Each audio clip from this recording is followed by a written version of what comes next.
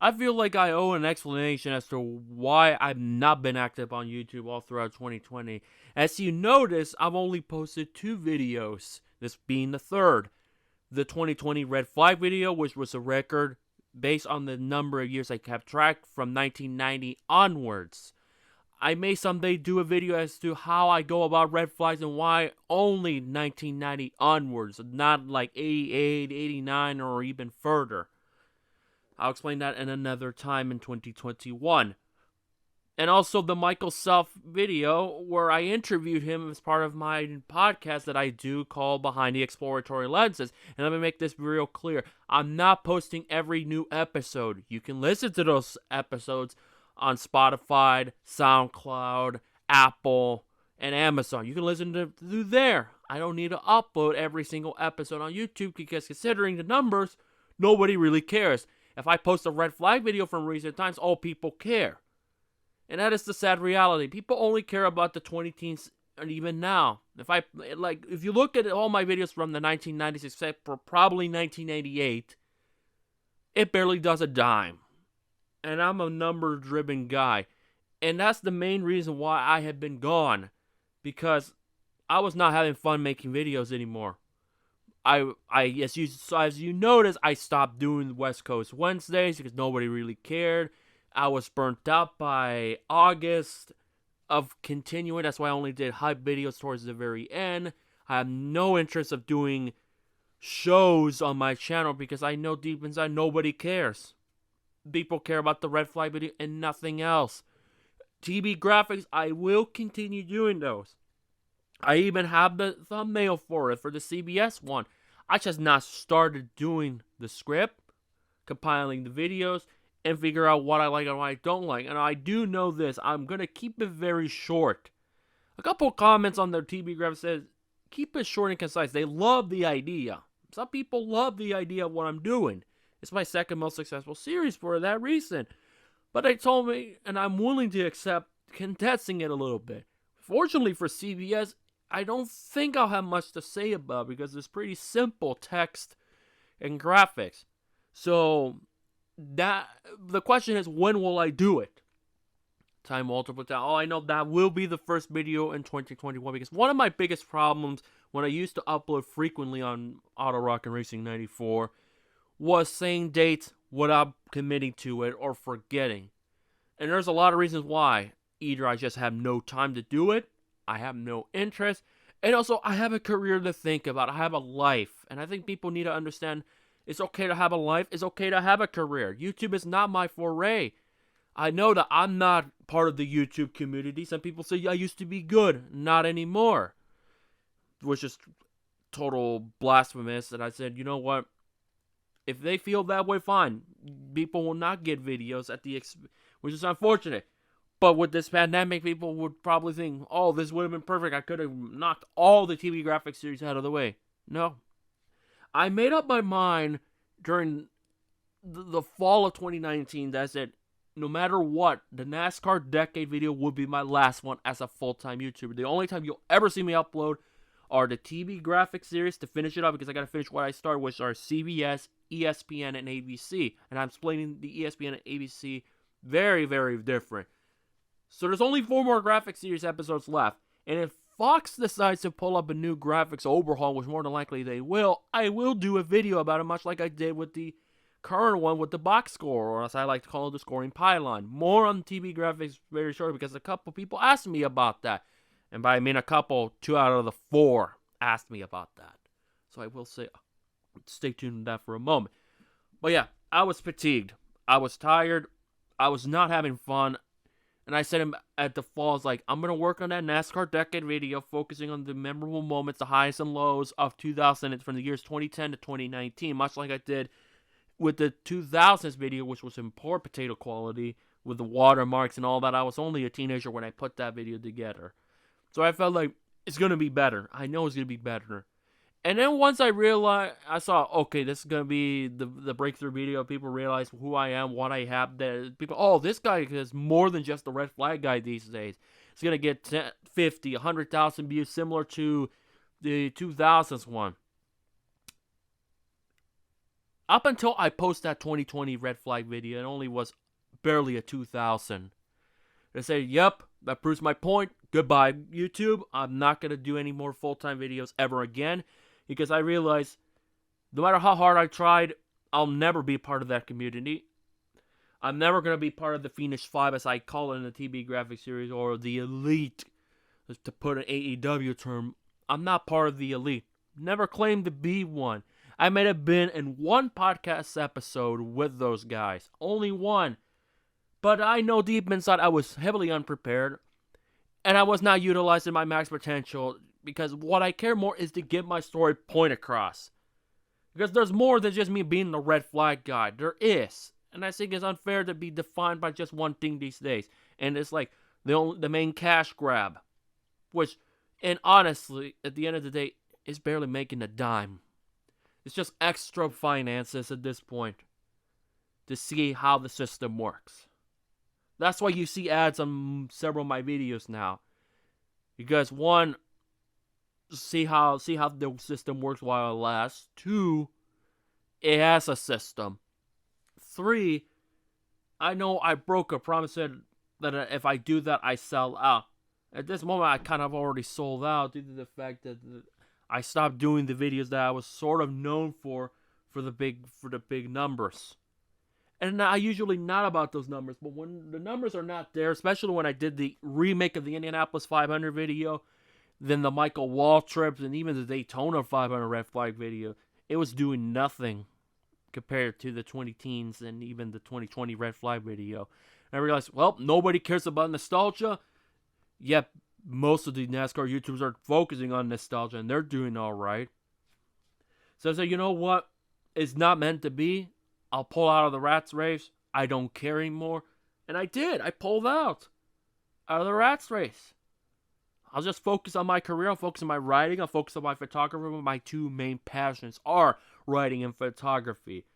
That's why while I've been active on the YouTube comments then and there, I just not uploaded videos because I just did not have the drive and will and motivation to do it anymore. I was done. I talked about it in my podcast episode with Frisky Nixon that I might upload on this channel. I talked about it with Balter Racing as well. In fact, the first guest I ever had on my podcast behind the Exploratory Lenses was with Balter Racing. And I told him clearly that I just was not enjoying it anymore. It was not fun. When I made those red flag videos, when I started off, they were enjoyable because it's like, okay, this is fun to keep track. Nobody's doing it. Then when I did the TV graphics series, then I realized it was when I jumped the shark. Now, going forward, you'll not see all those gimmicky sarcasms. I'm trying to keep it to a minimum to get my point across. And that's probably okay. There's so much to digest that people may not have time to watch an hour full of graphics talking about this is perfect, this is wrong, I don't like this, I don't like that. I like that, but this one's even better. It's just bottom dollar. It became annoying to do. It became a chore. And I think taking the year off made me realize that I honestly don't miss it that much. That I'm just going to finish what I got going. The red flag videos on an annual basis. Only Cup. And only Cup. Because here's the problem. And people need to understand. I know I said I have intentions of doing Xfinity trucks. But here's the big problem. That people need to understand this. I cannot do Xfinity. I cannot do trucks when there are several races missing in a year catalog. I can't do. It's called every red flag for a reason. Because if there's missing races or incomplete races or some races like Xfinity trucks that were abandoned or never aired, I can't do it. It defeats the purpose of the quote every red flag when the race is not even available. Now, there's been many channels that have been taken down. Some of them re-uploaded in horrible quality. Some of them okay. But when races go missing or they're just not recorded due to the fact there are lower divisions, it's very difficult to compile. And now, especially anything from 2014 onwards in Xfinity trucks, I avoid. Due to they're more finicky with their copyrights, especially the truck series.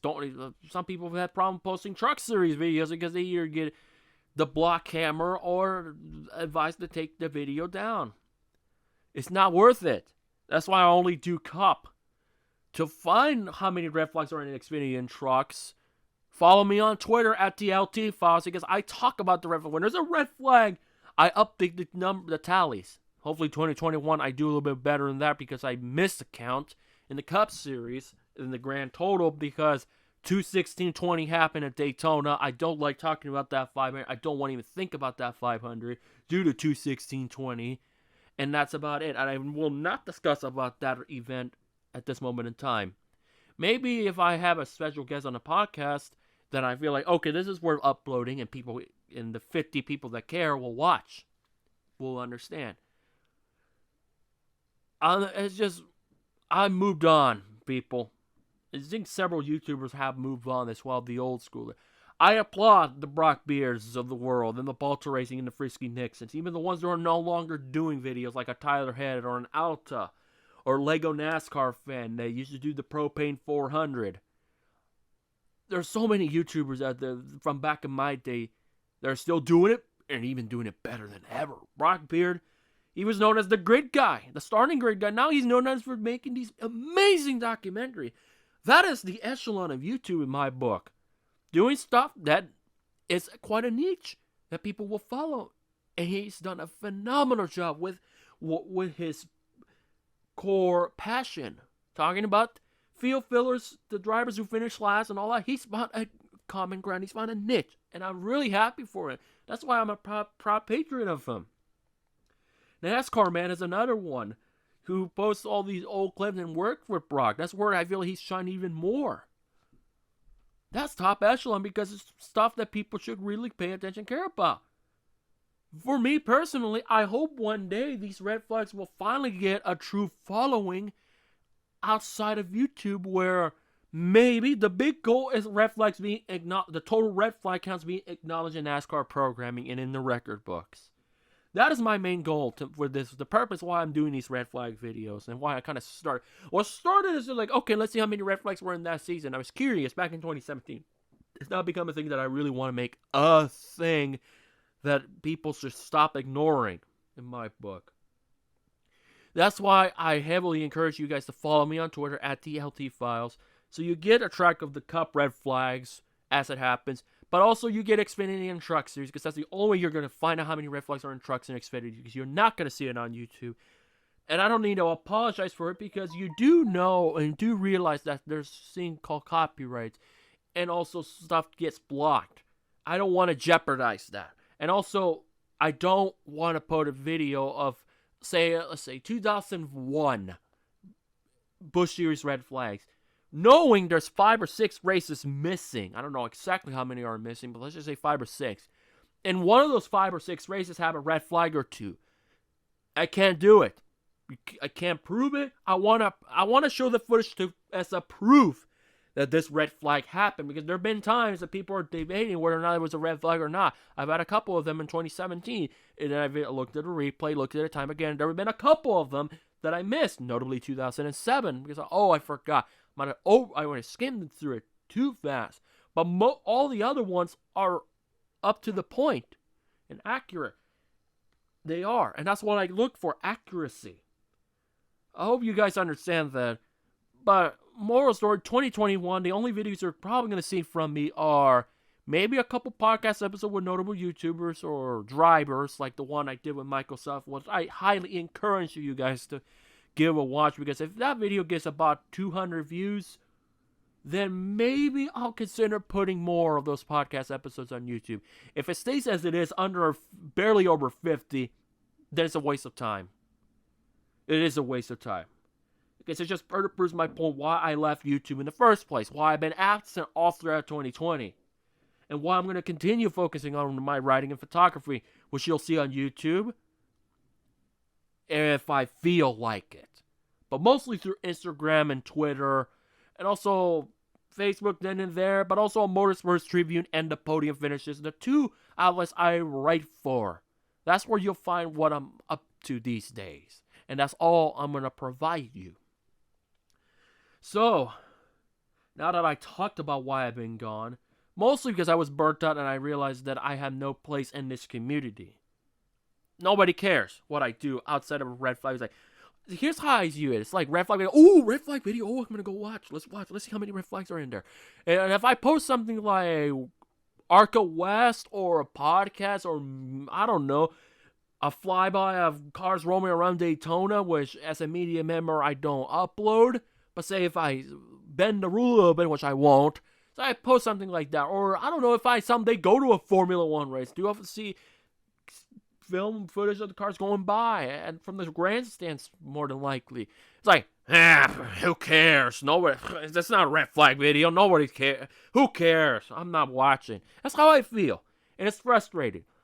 And I realized that I have no place in being a frequent YouTuber anymore. That's right. I need to be better about certain things, and I realized that stick with what I have, and it will be okay. And I accepted that. Depending how many people give a damn about this video, I may do more personal stories on my channel. No vlogs with me showing my face and all, because that's my kayfabe rule that I have in this channel. I don't show my face. I don't. Someday I will, but it's going to take a lot of things for that to happen. And on that note, let's go through the Q&A and to kind of prove my point. Only 4 people decided to ask a question, and I applaud those 4 people. So let's start off from the bottom to the top. Let's go with DFS Vids. Which channel do you think had the best graphics and which one had the worst graphics? Best one? I still stand by it to this very day. Fox's graphics from 2004 to 2005. I just like the presentation, the overhaul, the upgrades. I know the taglines are super corny as it can get. I understand that. But I like the fact that it's uniformic. The number fonts were accurate, and that is a big thing. I know that's been a running gag, but that is a big thing. I still stand by. If you're going to show number fonts, show them accurate. And I know some people don't like that the Xfinity series are all uniformly red backgrounds, but the number fonts are right.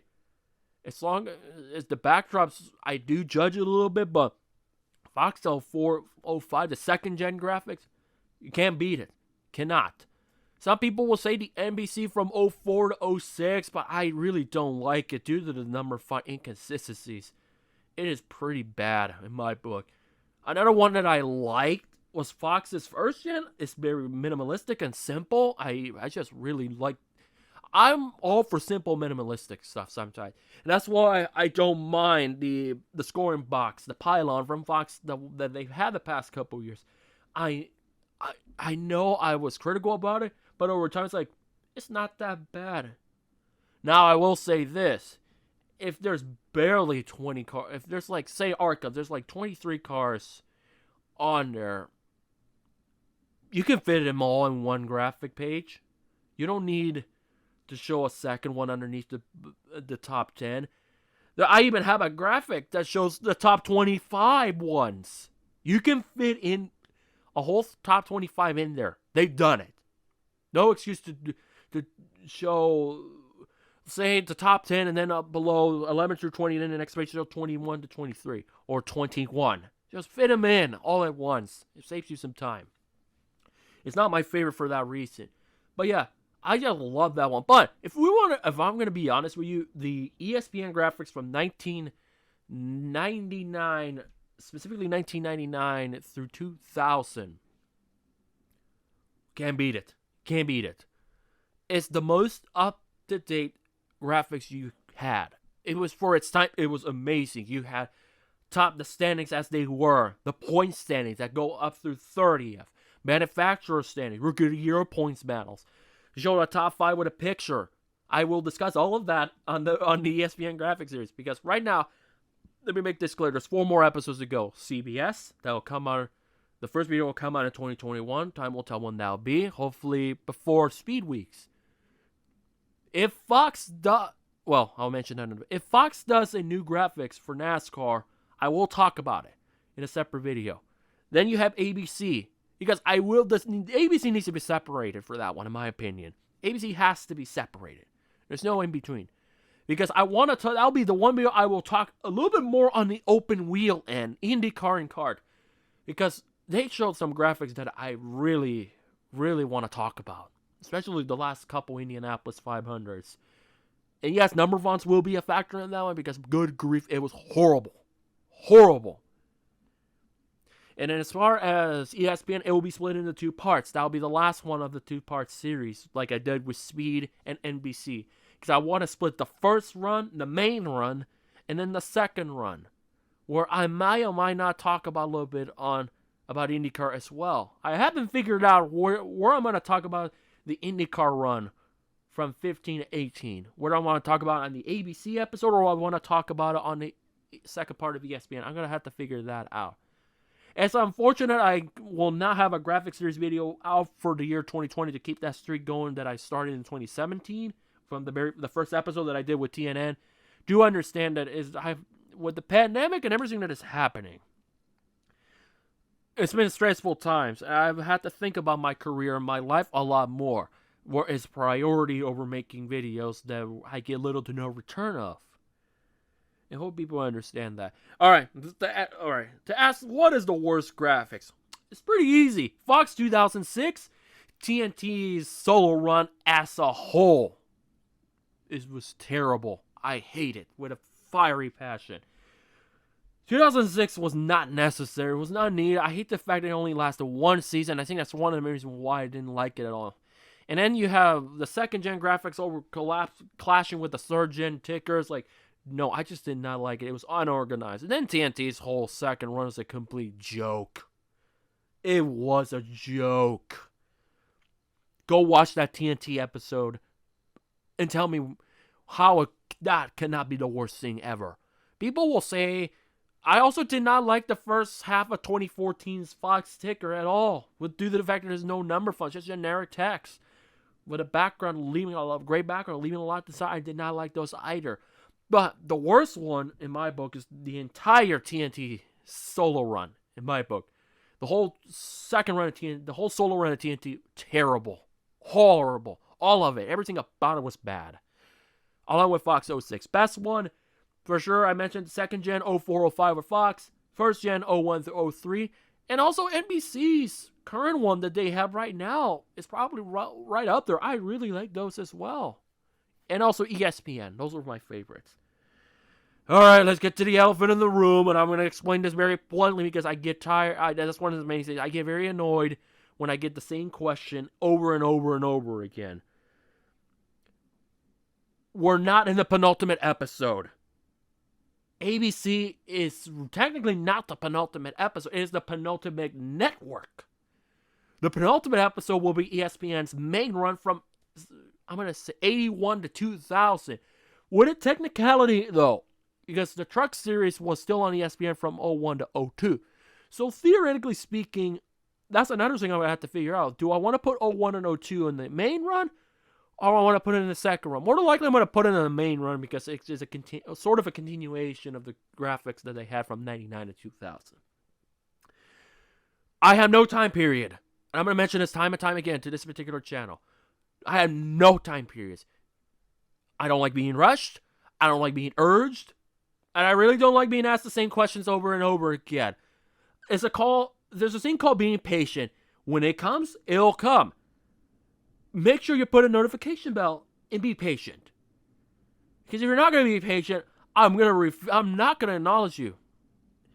Because it's gotten to the point, and one of the main reasons why I stopped doing it, I still get ridiculous questions to this day. Some ridiculous questions that are irrelevant to the video, spams, the same question asked over and over again when I've already blatantly, openly said more than once. Be patient. It'll come out when it's necessary. That's why I don't have time period. I don't have time frames anymore. I do it when I feel like it. Kind of like SpongeBob. I'll do it when I feel like it. If I have the motivation and passion to do it, I'll do it. Right now, it's only the Red Flag videos and TV graphics series. Right now. And no, I'm not going to post the whole first season of Behind the Exploratory Lenses. If you see the Michael Self episode, how many viewers, you understand why. The only ones I'll ever consider uploading from season 1 are the ones with Balto, Frisky Nixon, my interviews with Holly Holland and Gracie Trotter. That's it. I'm only keeping it to special episodes that people might care about in the YouTube community. If you want to hear the whole first season of Behind the Exploratory Lenses, you go to Spotify, Amazon, Apple, or SoundCloud. You can find all the episodes there for your entertainment and your angst and your enjoyment, whatever you like to listen to. Because that's the only way you're going to find Season 1 of Behind the Exploratory Lenses. The Michael Self episode is the Season 2 opener, by the way. And I'm going to do it sporadic rather than make it a weekly thing. To see what works best for me. Now that I got that out of the way, MJ Club Baseball Cubby Racer, do you plan to go any NASCAR races next year? If so, which ones? Duh.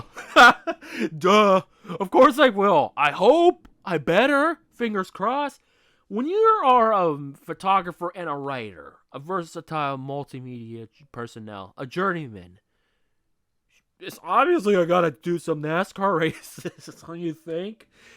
Hey, if you're watching this video, NJ Baseball Cubby Racer, find me on Twitter and on Instagram at TLT Files at Luis D Torres 94. That's where you'll know what races I've done and what I'm planning to. Anyway, yeah, of course I'm planning to do it. Of course, why not? It's part of my career. I got to, If the pandemic fizzles down a little bit more, makes it a lot easier. It's been since Speed Week since I've done a national touring event. All I've done since then is 3 ARCA West races: Evergreen, Kern, and All American Speedway in Roseville. So, of course, I will be there. Fingers crossed, Speed Week 21 will be more favorable, or the Rolex 24. But as far as NASCAR races, which ones that I like to do that I feel like may be more realistic, and hopefully by that point everything's back to quote-unquote normal? Nashville. Phoenix. No-brainers for me. Those are the ones I want to do more on the NASCAR side. I can't really do COTA because of the month of May in Indianapolis. That's the one race. If there's races that I know I must do, no exceptions. If one Daytona, whatever it may be, Rolex 24 Speedways or what have you, the Indianapolis 500, the Grand Prix of Long Beach, and the championship race of Phoenix. Which, for whatever reason, I don't know how they just call it the season finale 500. I find that sad in my book that they could not find a title sponsor. They're going to call it the Peacock 500. If you want to promote the streaming service where The Office is going to be after New Year's Day, after New Year's Eve, promote it. Lost Tracks is on the Peacock Network. Promote it. Don't call it generic as the season finale 500. That's just sad. That sounds like something they'll call in a video game because Hooters won't pay up and call a classic NASCAR moment the Hooters 500. Rather the season finale 500, the Atlanta 500, for all we know. But yeah, obviously, you bet your bottom dollar I do intend to be in a NASCAR race. Texas is not out of the question because it's more closer from a traveling point of view. Sonoma, I don't know, due to the fact because there's IndyCar doubleheader at Texas. I ride NASCAR, I ride IndyCar, I shoot photos for ARCA, I may dive into the riding stuff in ARCA in 21. I do some Formula 1. In fact, this whole offseason, I've been riding basically nothing but Formula 1. Do I plan to do a Formula 1 race someday as a credential media member? That's a bucket list, but it's not on my radar right now. But yeah, I hope that answers your question. And then finally, let's see. I want to say Orange Waffle 43, but it's not Orange Waffle 43. I apologize for butchering. Oang Waffle 43. What does the perfect ticker / leaderboard look like? Well, the scoring pylon is serviceable. But if you want to tell me what is the perfect one, first off, number fonts are all correct. The background color matches the paint scheme. That is huge brownie points. I want something where it's clean, simple, where it shows the running order, the names of the drivers correctly, and written correctly, like McLaughlin to Benedetto LaJoy, where the L for McLaughlin, the Benedetto for capital B, and LaJoy the J capitalized. Those matter because that is how you spell them. Even back in the day, if it's Sterling Marlin, it's Sterling Marlin, not Sterling. Because how it's pronounced, Sterling Marlin. You spell it how it's supposed to look like. Or even at times CBS where victims were there. Labonte, where the A is lowercase, the B is capitalized, which is not correct.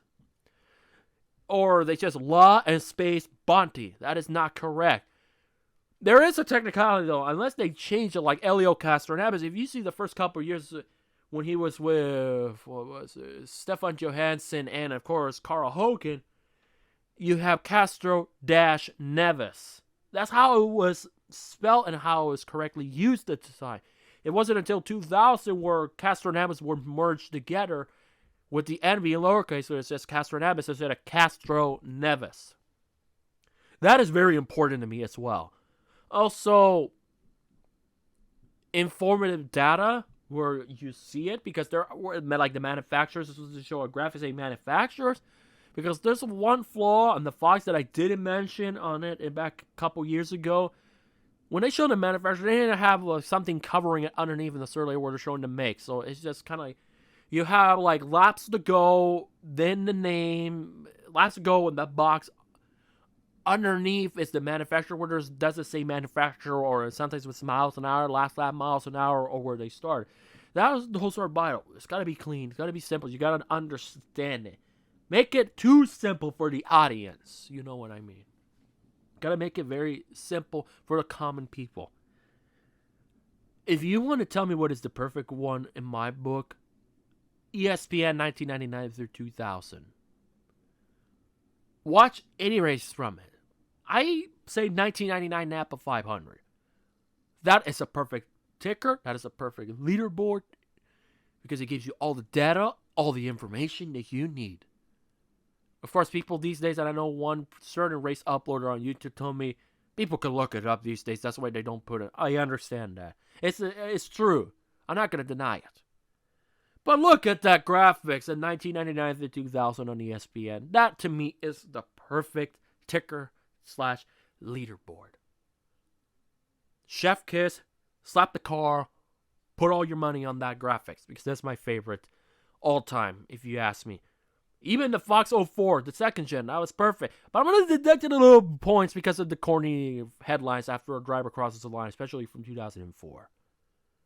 But besides that, that to me is what is perfect. That's what I look for.